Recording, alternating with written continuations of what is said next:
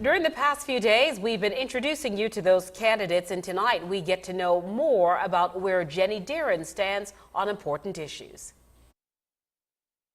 What is your plan to relieve the flooding problem? Well, it is a mess, obviously, and we need short and long-term plans. And the good news for the long term is Charleston is one of 4 cities that's been picked by the Academy of Sciences Resiliency Program to be a model for other parts of the country. So we have the brain power, the expertise, the help to really get out in front and come up with a good plan for our city long term. In the short term, it's a number of things, but one of the things that I want to focus on is overdevelopment. You know, I live west of Ashley, not far from Shadow Moss, and I'm sure you and your viewers are familiar with the flooding that happened at Shadow Moss. And Shadow Moss is not that old.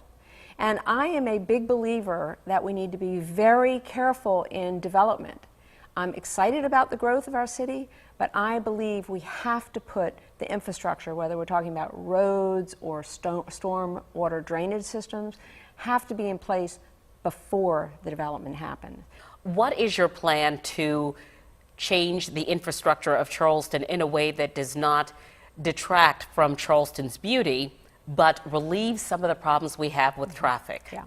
Well, like everyone, I love our city, and we want to protect and preserve this city that we love. While at the same time, we know we're growing, and it's important to put the growth where we want it to go and keep it away from where it's just overdeveloped. It's too much, and I think there's big conversation out on James Island with the gathering place, too much density, not enough roads.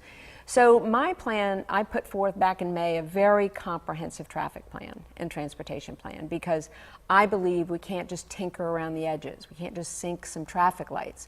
We need improved roads. We need to complete 526, which of course has been going on forever.